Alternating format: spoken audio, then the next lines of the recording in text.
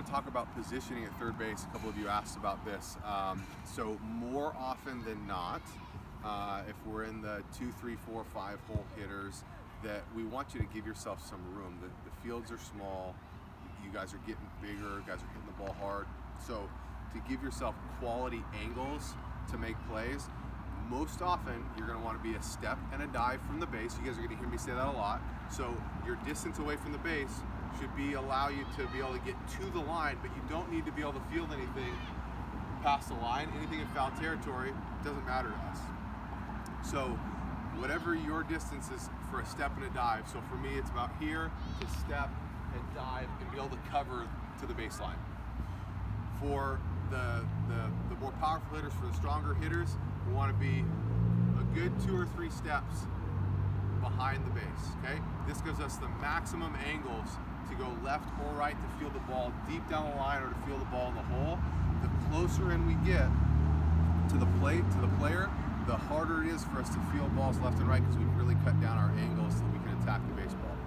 So with a kind of a standard expectation of playing 2 or 3 steps behind the base, and then situationally, we'll make our changes.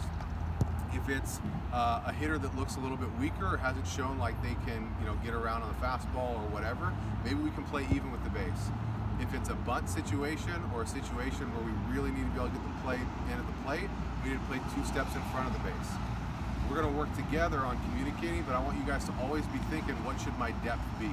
Okay, whether it's third base or shortstop or second base, because the tendency of a young player is to creep in and creep in and creep in, and before you realize it, we're way too in. We're way too far, and we have no angles to operate with to make plays. And I want you guys to give yourselves the best opportunity you can to make really good plays.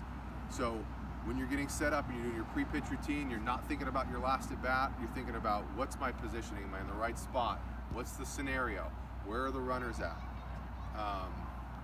And know and have start to increase your baseball IQ on where to play and what depths to play. You guys have watched hitters, you've watched plenty of baseball. If it's a right-handed hitter and we've got our hardest thrower, our hardest throwing pitcher up there, do we need to play very close to the line? Well, if he can't get around on a fastball, he's going to struggle. It's okay to take 3 or 4 steps and play toward the hole if that's the higher likelihood of where he's going to hit it. So knowing situationally where to play around third base can give you a big edge in playing the position. The other thing I want to talk about is how we go about from a footwork standpoint of fielding the ball that's a chopper, the ball that we have to charge.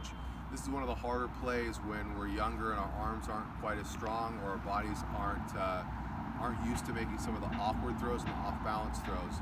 So what I'm going to do is I'm going to simulate like charging in and talk about kind of slow motion what the footwork looks like. So we're going to play on some turf fields. So you do your pre-pitch routine as the ball crosses the plate, you land and you see a chopper, right? Hits off the turf and you got to come in and charge it. Well, you bust in. You guys have done the create your own hot drill.